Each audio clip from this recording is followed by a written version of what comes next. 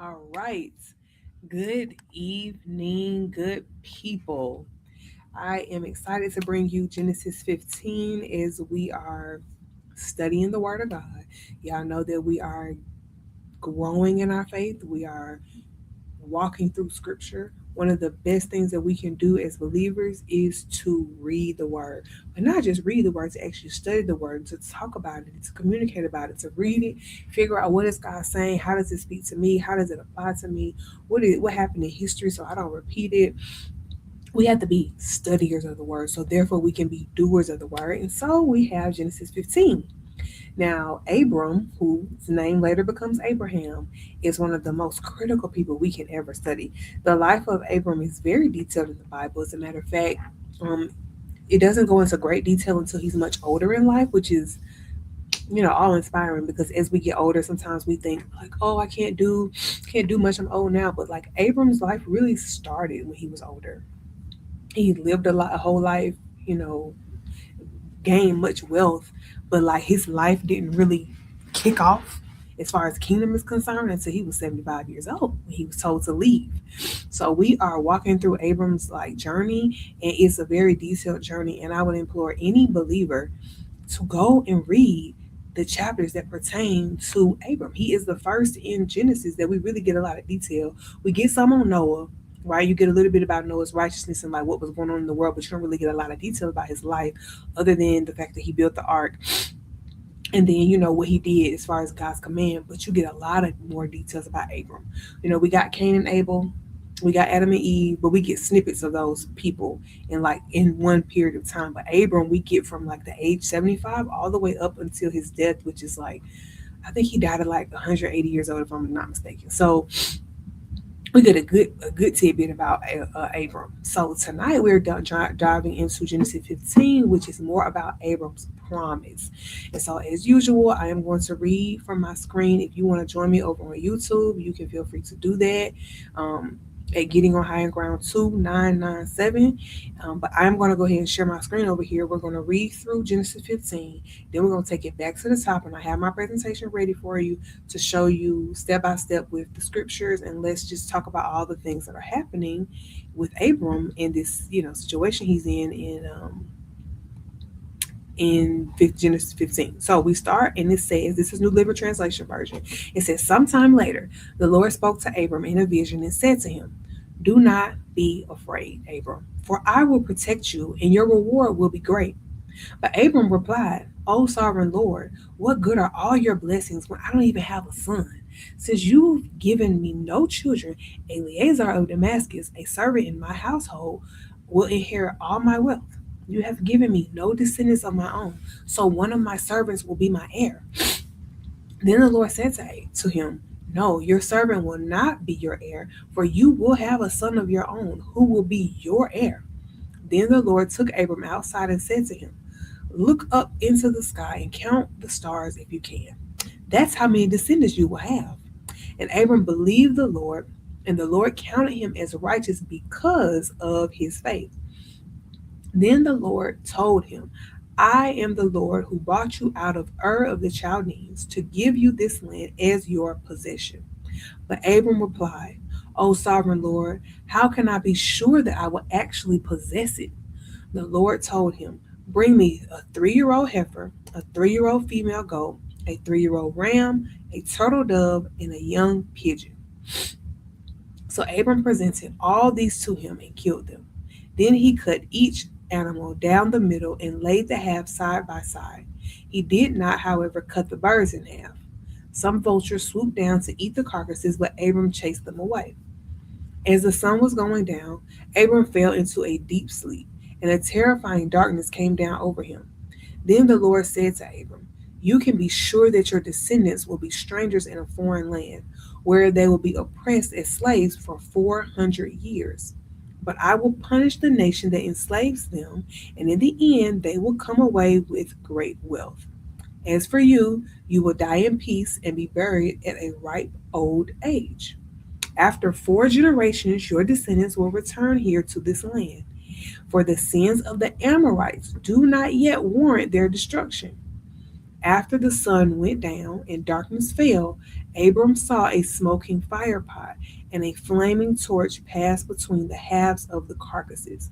So the Lord made a covenant with Abram that day and said, I have given this land to your descendants, all the way from the border of Egypt to the great Euphrates River, the land now occupied by the Kenites, Kenizzites, Kadmonites, Hittites, Perizzites, Rephaites, Amorites, Canaanites, Girgashites, and Jebusites.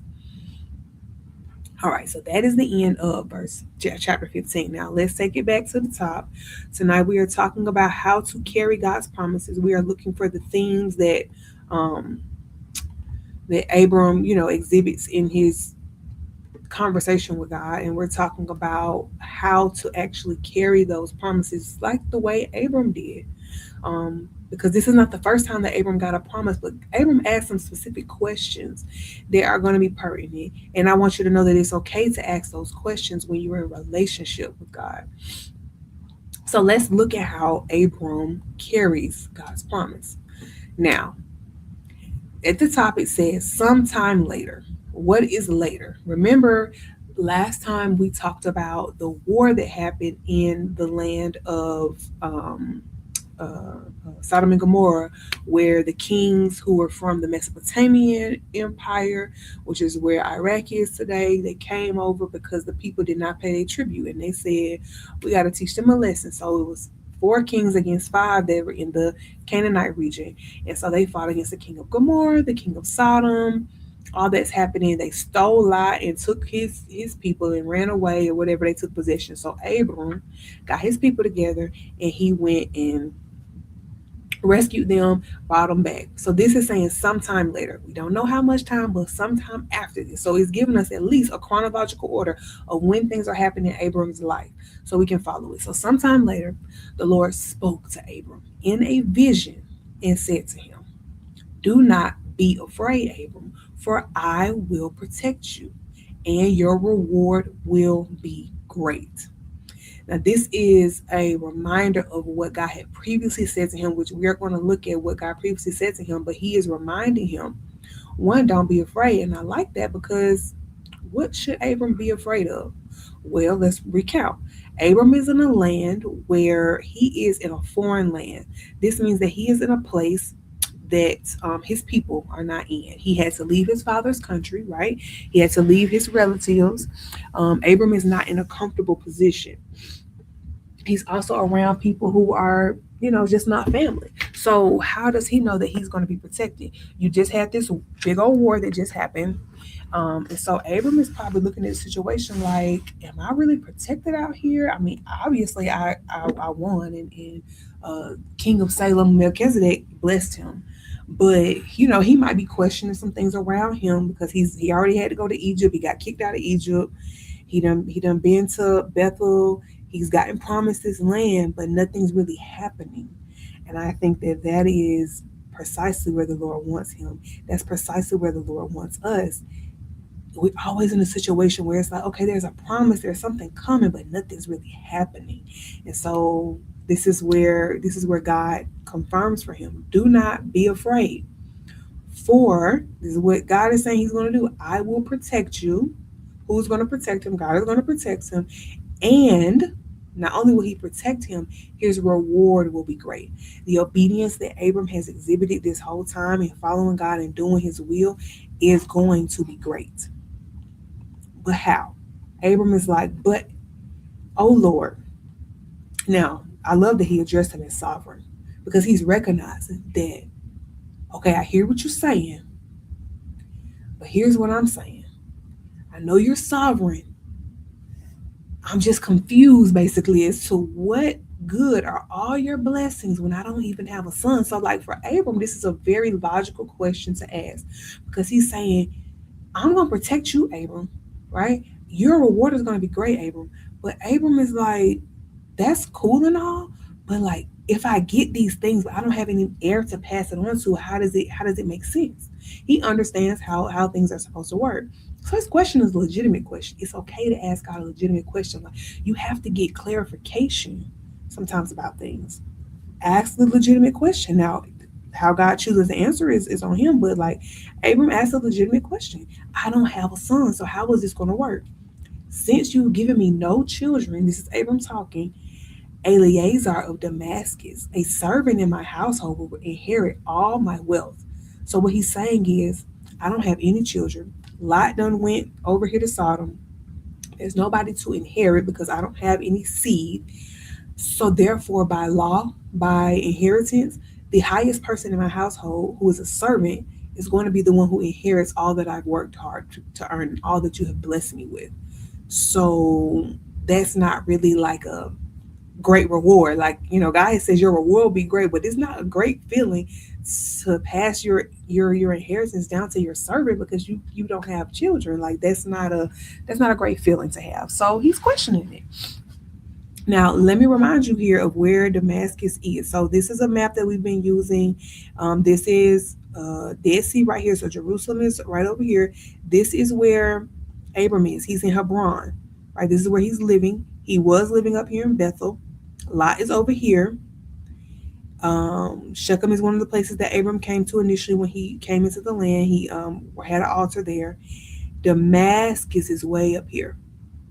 This is Damascus. So it's in the region, but it's a far off place. So he's talking about this is where Eleazar of Damascus is from. Somebody who's not even of his people, he's pointing that out.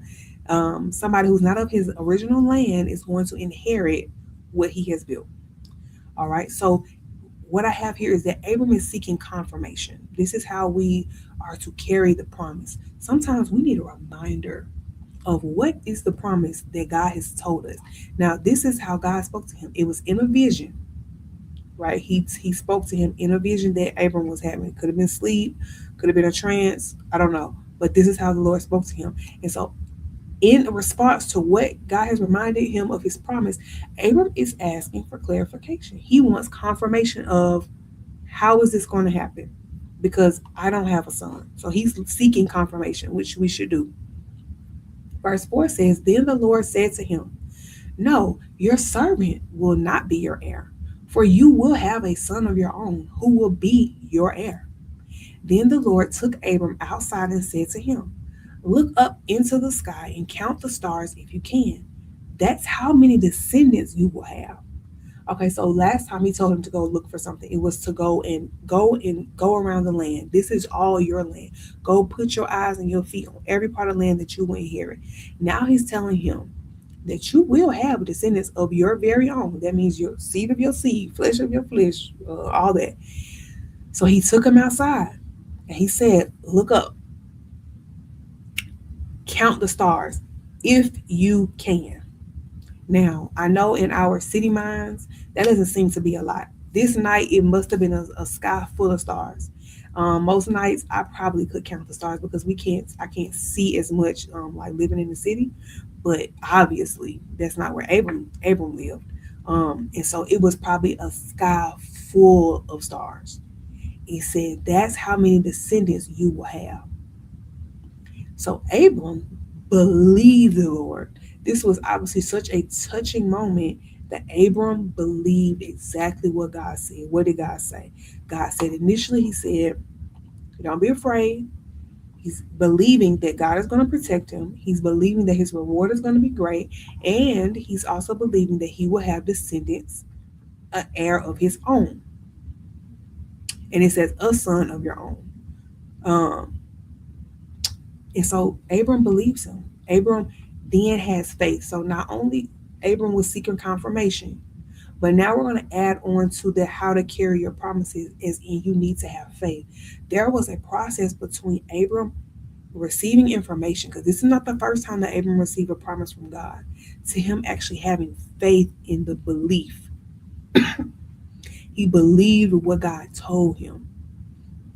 Because he finally believed, like fully, 100% in his heart and his mind, what the Lord has promised him, then what the Lord does is now he counted him as righteous.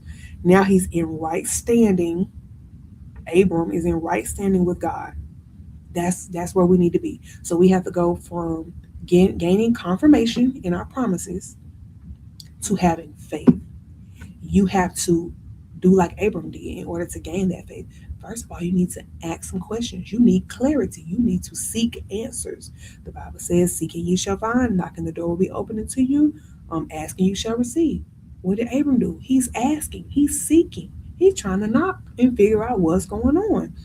Not in a disrespectful way, in a very humble way. How do we know he was humble? Remember, he said, "Oh, sovereign Lord." That's how he opens up his prayer, if you will, this conversation. He knows that he is not on the same level as God. He's saying, "Oh, sovereign Lord." That means you are supreme, you are the highest, you are sovereign, you are honorable. And so then he goes to ask his questions. When we ask for confirmation, when we are asking for clarification, we should be asking in a humble way, because we need to understand that we don't know all things. We can't figure out all things. We actually need God in order to understand all things. And that's exactly the perspective that Abram was coming from. So because he came from that perspective and God gave him clarity, where he gave him an even greater promise to, like, well, you're gonna have, you are, he said him specifically, you will have a son of your own. That's the first time that he had spelled it out that way, like it will be of your own. And then he told him on top of that to try to count the stars. That's how many descendants you will have. So it's like it took Abram's understanding of this topic from this basic level of, yes, I will have a son, to know, like, you are going to have so many descendants, you won't even be able to count them. They're going to be everywhere. Like that is like a mind blowing sort of epiphany for Abram to be walking through. That's what gave him the faith. He had this mind blowing moment, interaction, realization of, this is how much God is promising me. Like, this is really what he's not just saying it to say it. Like, he's giving me an exact example of, I'm going to have so many that I can't even count them. So I'm imagining that this is like mind blowing for Abram as we're walking through this. Okay, the next thing, let's look back at Genesis 12 and then Genesis 13 so we can see what were the other promises that God gave to Abram. So in Genesis 12, the Lord had said to Abram, leave your native country, your relatives, and your father's family, and go to the land that I will show you. I will make you great. I will make you into a great nation. I will bless you and make you famous, and you will be a blessing to others. I will bless those who bless you and curse those who treat you with contempt. All the families on earth will be blessed through you. This is the first promise that God gave to Abram. So when he was first leaving Haran, he told him to leave his native country, your relatives, your father's family. Go to a place that I'm going to show you. And these were all the promises. I'm going to make you into a great nation. I will bless you and make you famous. You'll be a blessing to others. So this is what Abram's first initial, like, he followed. Now after this, remember, he did follow, and he did what he was supposed to do. As soon as he got that instruction, he left Haran and he went to, that's how he ended up in Canaan, and then that's how he ended up in Egypt. So that whole story happens after this part. Now in Genesis 13, the other promise that God is adding on here, he said, after Lot had gone, the Lord, this was after they split up. Remember, Abram and Lot split, and Lot went towards Sodom, and Abram stayed in Bethel. And so after Lot had gone, the Lord had said to Abram, look as far as you can see in every direction, north and south, east and west. I am giving all this land as far as you can see to you and your descendants as a permanent possession. And I will give you so many descendants that, like the dust of the earth, they cannot be counted. Go and walk through the land in every direction, for I am giving it to you. So now he is giving him specifics about the land that he's going to inherit. Of course, he is confirming to him about his descendants, because he already had promised him to make him into a great nation. Now he's saying it's going to be your descendants. But Abram is still, now where we're reading, he's still kind of confused, because he's like, you've made these promises, but how can I know? Like, he says, I don't even have a son. Since you've given me no children, a servant in my household will inherit all my wealth. So all the things that he just promised him, his reward, the land, he's like, that's gonna go to somebody else. That's not gonna go to my people. So this is why he's saying that, because it's not the first time that he heard a promise.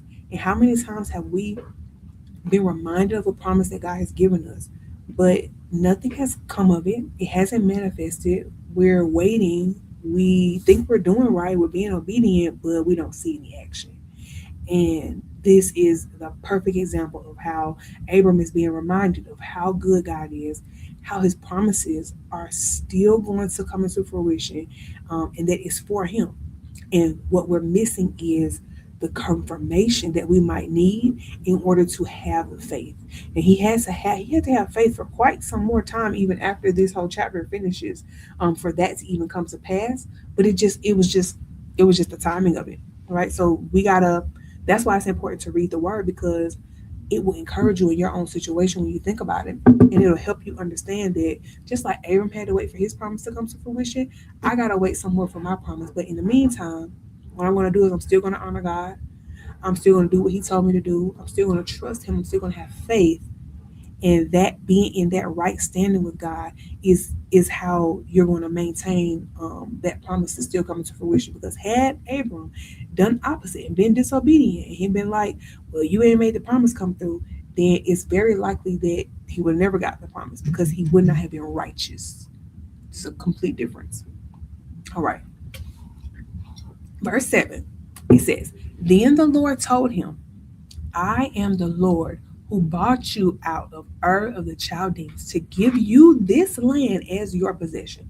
So I love that, because God has reminded him, yes, Abram already knows he's sovereign, but God has reminded him, this is who I am for you. This is what I have done for you. This is how I have moved for you. That's an important reminder that God needs to set it straight for Abram to he's got the faith now. He believes, he's counting him as righteous, and now he's saying, this is who I am. Remember, I'm the Lord who brought you out of Ur of the Chaldeans to give you this land as your possession. Now let me remind you of where Abram has come from. This is Ur of the Chaldeans down here. He came all the way from here when his father moved first. He moved with his father, and they moved to Haran. Then God called Abram specifically out of Haran, and he moved down here to Canaan.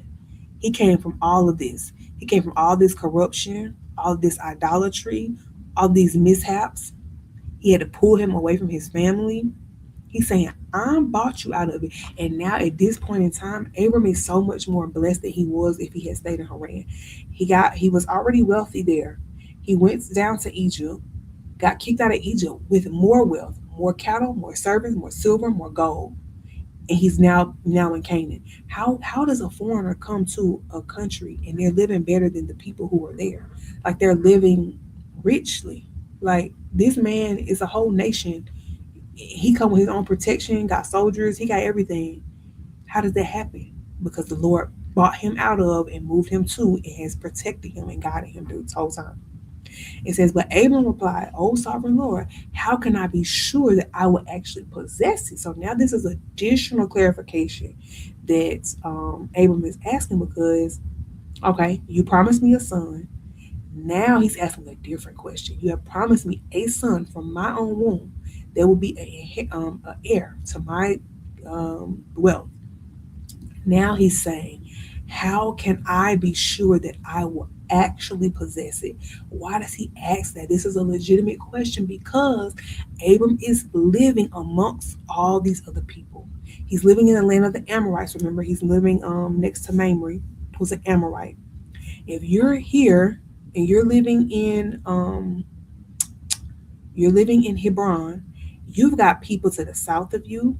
You've got people to the west of you, to the north of you, to the east of you. It's people occupying all this land all around you. So you're like, how do I know that I'm going to actually possess it? Because what does he look like thinking that basically, what if he's misinterpreting what God is saying as far as what possession means? Like, he needs some clarification to know that what God is saying, he's actually understanding it the proper way. So remember, he didn't just ask the question, he's asking you with reverence. Look at how he says, oh sovereign Lord.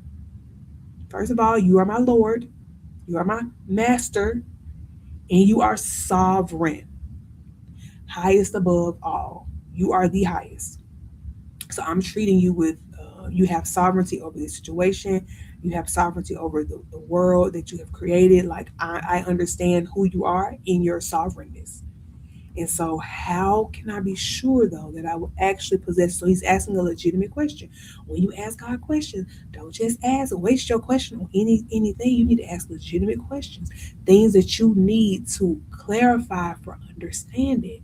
It says in all our getting, get understanding in Proverbs. Make sure that the questions you're asking is because you need to understand it, not because you're trying to be sarcastic, not because you're being hateful because you don't understand like why things are the way they are, and you just kind of going off at the mouth. It needs to be questions that are legitimate. Okay, so let's look at how Abram walks in obedience and sacrifice.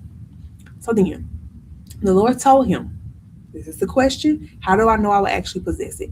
This is what God tells him to do because this is the second level of his promise. Bring me a 3-year-old heifer, which is a cow, a 3-year-old female goat, a 3-year-old ram, a turtle dove, and a young pigeon. So Abram presented all these to him and killed them. Then he cut each animal down the middle and he laid the halves side by side. He did not, however, cut the birds in half. Some vultures swooped down to eat the carcasses, but Abram chased them away. Okay, so in our current modern society, we do not sacrifice animals. So it's kind of difficult when we read passages like this of like, why is God having him to sacrifice animals? We need to understand, like it says this in Leviticus, it says that the life is in the blood. We need to understand the purity of blood. Let's think about Jesus for a moment. We need to understand the purity of that sacrifice of his blood being shed on the cross for our sins had to be pure. It had to be right. And so God had this process of when they were to sacrifice something on the altar, you cannot just sacrifice anything. You have to sacrifice a pure object, no blemishes, no defects. It had to be of a certain age of innocence, and you were to sacrifice that on a burnt offering. So the concept of an offering is something that needs to be pure and it needs to be unblemished. The same way that Jesus' blood is pure and unblemished is the same way that these animals are pure and unblemished animals. So they would have very well so understood what sacrifices and offerings mean in this context. It would have I mean, this is not the first time Abram has given a sacrifice. This would have been something that is just done. So don't get thrown off by seeing that they were killing these animals and you laying them like what, you cut them in half, you lay them. That is the instructions that God has given to be able to sacrifice the animals properly. That just is what it is. I wouldn't read too much into it. Now, what we need to understand is that there are different types of offerings. So you might have an offering that is for atonement. You have offerings that are for alliances, marks of peace with God. You have alliances that represent God's eternal covenant, and you have offerings that purify you. This offering that Abram would have been making would have could have encompassed any and all of these, but I believe that it purely mainly encompassed the purification, a sign of God's covenant, and alliance. This is what this is why God told Abram to bring these things to me because we are about to. This is how he makes a covenant, right? It's not a forgiveness offering because he's not asking for forgiveness at this time, but this is like we are making a true covenant, and this is the way that the covenants worked at that time. We have Jesus. We don't do the same thing, but just in the same way that Jesus is our covenant, our bodies are living sacrifices for him. So when we are before the throne, we are in his presence, we should be unblemished, we should be pure, we should be holy. That's why we have to watch the way we live because it's a immediate reflection when we talk about being a living sacrifice. Okay. So I'm gonna put a pin there.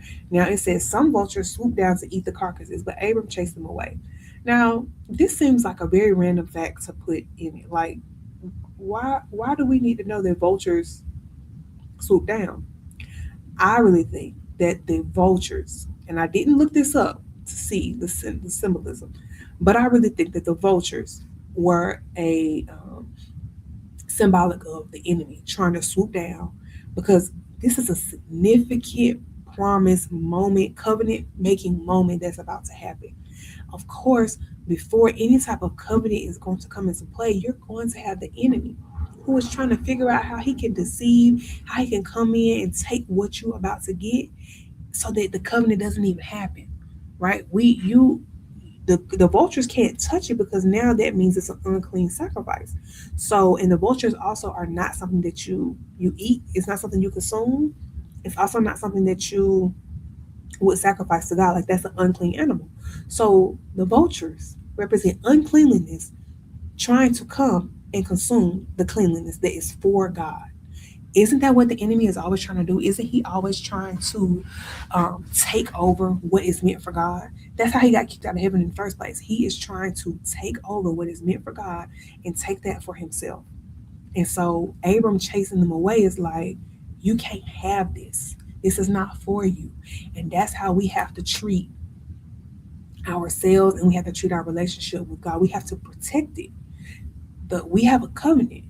We have to protect the covenant. So anything that tries to come in and swoop us away from being distracted and not following the covenant, not following his word, not living our lives for him, you got to chase it away.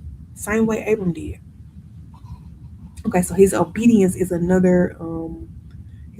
sacrifice is another level of how we know to carry the promise to be obedient. This is what Abram did.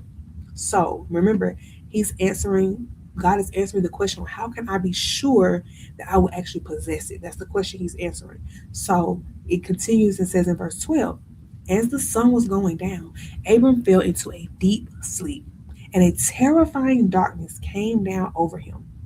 Then the Lord said to Abram, you can be sure that your descendants will be strangers in a foreign land where they will be oppressed as slaves for 400 years. But I will punish the nation that enslaves them, and in the end, they will come away with great wealth. As for you, you will die in peace and be buried at a ripe old age. After 4 generations, your descendants will return here to this land, for the sins of the Amorites do not yet warrant their destruction. So let's break that down. As the sun was going down, so it's telling us the time of day that this is happening. I love that because this is like going into a new day. Remember, when the moon is out, it marks a new day. You have to go back to Genesis 1 to understand it, but it was evening, there was morning, marking the first, second, third, fourth, fifth day. Okay. As the sun was going down, Abram fell into a deep sleep, and a terrifying darkness came down over him. This is the Lord's presence. Then the Lord said to Abram, you can be sure that your descendants will be strangers in a foreign land. Now, he asked him, how can I be sure that we will actually possess it? Now God is telling him what you're going to be sure of is that your descendants will be strangers in a foreign land. He's telling him like bad news first. Here's the bad news. Your descendants are going to be slaves. That's just the way it is. They're going to be slaves where they will be oppressed for 400 years. Well, first they're going to be strangers in a foreign land, very similar to how Abram is a stranger in a foreign land. And they're going to be oppressed for 400 years. That sounds like a real sentence right there. 400 years. Like this is information that Abram wants to know. How can I be sure? This is how you can be sure, because you're going to experience persecution. That's how you're sure that this is my promise coming to fruition. You're going to experience the persecution. But I will punish the nation that enslaves them, and in the end, they will come away with great wealth. After the persecution, now we have the reward. Remember, Abram is going to get a great reward. After the persecution comes a great reward. It has to happen this way. He gives him the reason why. I'm about to get to it. He says, as for you, you will die in peace. So you're not going to be in slavery. You're going to be in peace and be buried at a ripe old age. You will live. Basically, he's telling him, you're going to live to see some of the fruition of what I am promising you take place. Like not only your son, but like you will die at a ripe old age, which is a great, anybody to be told they're going to be dying at a ripe old age is a wonderful promise, because that's what we want to live as long as possible. After 4 generations, so 400 years is 4 generations, 100 years per generation. Your descendants will return here to this land.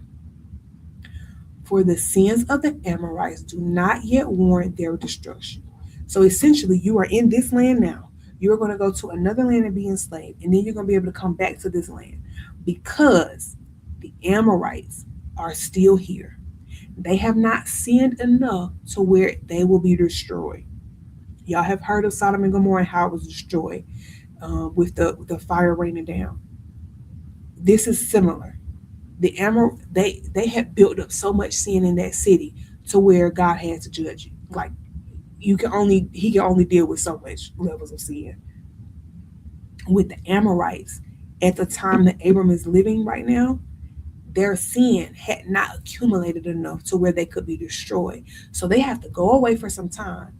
But when they're done, they're going to come back and the land will be ready for them because the people who currently live in the land will be destroyed by that time.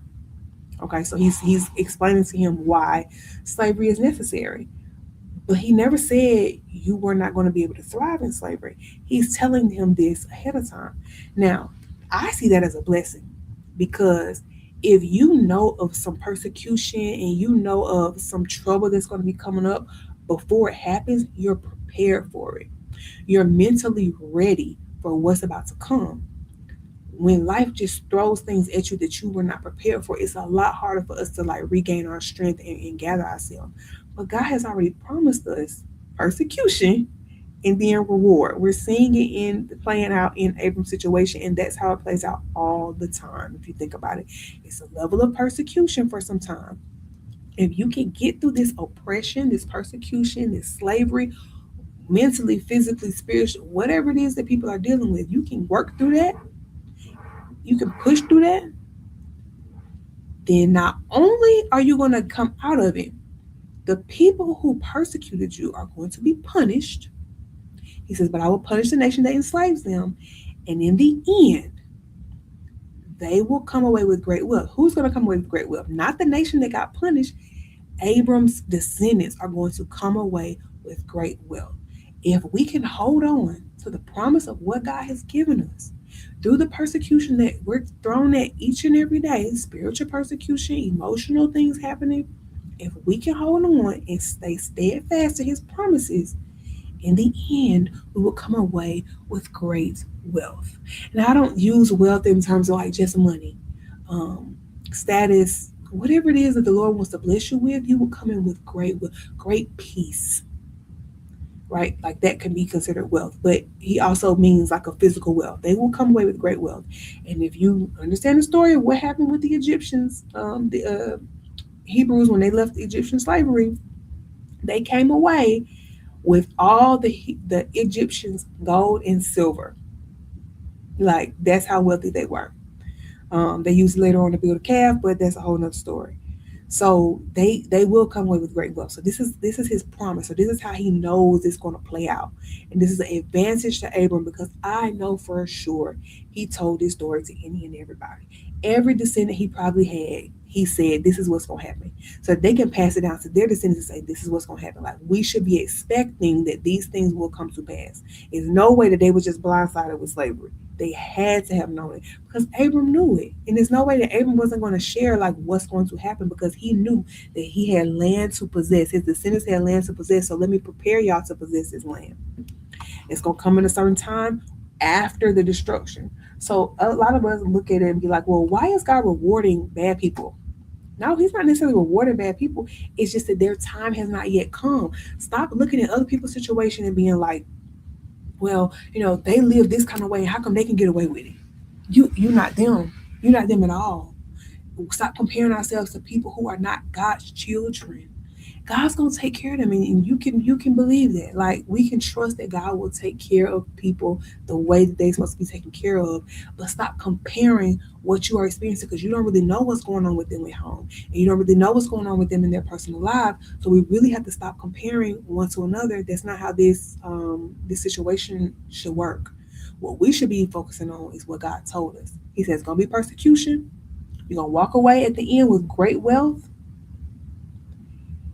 and the people who persecuted you will be destroyed. They're going to be punished. So we got to trust that God is going to punish. And we have to trust that, like he told the sins of the Amorites, when their sins have built up to the level of injustice, because everybody gets a certain level of grace and opportunity to redeem themselves.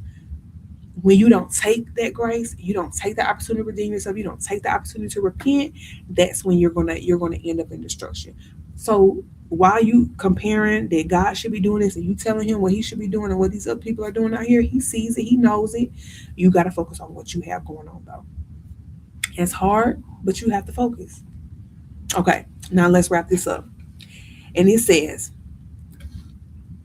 after the sun went down and darkness fell, Abram saw a smoking fire pot and a flaming torch pass between the halves of the carcasses. So the Lord made a covenant with Abram.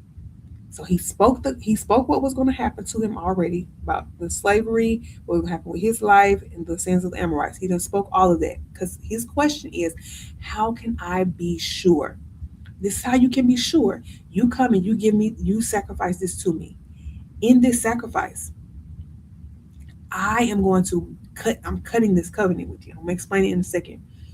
He says, so the Lord made a covenant with Abraham that day and said, I have given this land to your descendants, all the way from the border of Egypt to the great Euphrates River, and the land now occupied by the Kenites, Kenizzites, Cadmonites, Hittites, Perizzites, Rephaites, Amorites, Canaanites, Girgashites, and Jebusites. Possession. You have possession. Now let me show you, go back to that other map and show you all the area he's talking about. This is the land of Canaan. All of this is Canaan technically at this time, right? He's saying, I have given you all of this land from the border of Egypt. Here, this is Egypt, border of Egypt to the Euphrates River. This is all the land. Now down here is desert, but this is a lot of land for Abram's descendants to occupy. Obviously, they have to grow in number before they can really occupy this land, which is another reason why the sins need to build up and they're going to end up in slavery. But this is the land he's promising them. He says, I have given this land to your descendants. And he names the border. It's currently occupied. This is how I'm even clarifying what land I'm talking about. What's the borders? It's currently occupied by the Kenites, Kenizzites, Cadmonites, Hittites, Perizzites, Rephaites, Amorites, Canaanites, Girgashites, and Jebusites. 10 different nations occupy the land that I am giving to you. 10 different nations of Canaanites occupy this land that I'm giving to you. You're going to be able to take over. One nation will possess 10 nations. That's good. One nation will possess 10 nations. Now let's explain this covenant and how it. So there's a TikTok video that I'm gonna send out in the newsletter tomorrow. Now, if you've not signed up to subscribe to the newsletter, you can go to the link in my bio. You can sign up for it because it's a free Friday newsletter. And what I'm going to do is I'm going to share the link to the TikTok video where this guy breaks down, the covenant. And what he's explaining is that our current wedding process, how we walk down the aisle, we are making a covenant, that actually came from this portion of the Bible. There's a practice to lay animals on the altar and for the people who are cutting the covenant to walk down the middle of it reciting the terms of the covenant. So what the guy in the video explains is that typically the person who is the lesser party is the one who walks down the aisle and they have to recite the covenant. What's happening is that this role is reversed now in this situation because Abram is seeing this in his vision. He's not the one walking. Who is the one moving down the aisle? It says Abram saw a smoking fire pot and a flaming torch pass between the halves of the carcasses. This is God. This is the same. He said that this is the same description given to when they saw God on Mount Sinai. This is the same description. This smoking fire pot and flaming torch.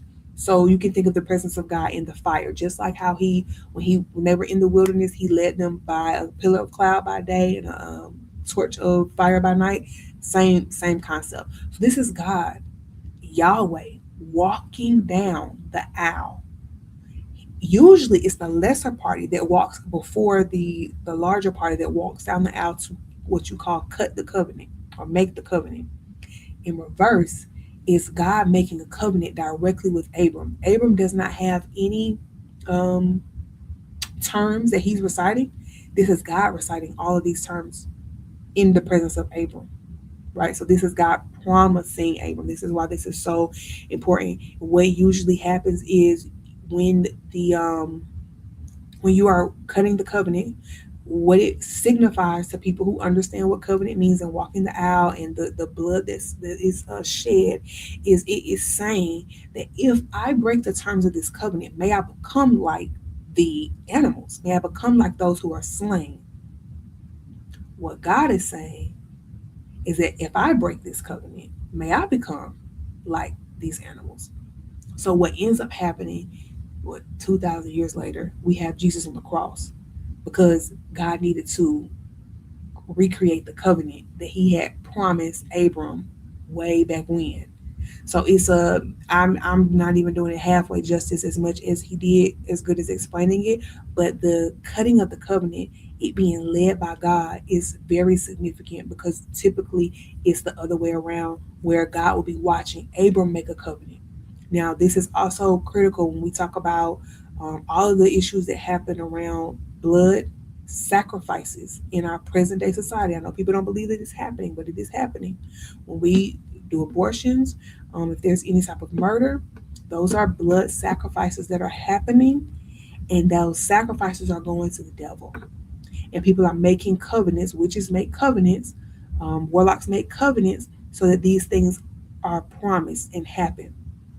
In the reverse, God is making a covenant with Abram, and He's saying that this is what I will promise to do. I have given you this land. I have given this to your descendants. This is what you will possess. And so at the end of our promise, when we have gained confirmation, when we have built our faith, we got clarification and understanding, we have a sacrifice for it. You have to have some sort of self sacrifice. Then we will gain possession of the promise.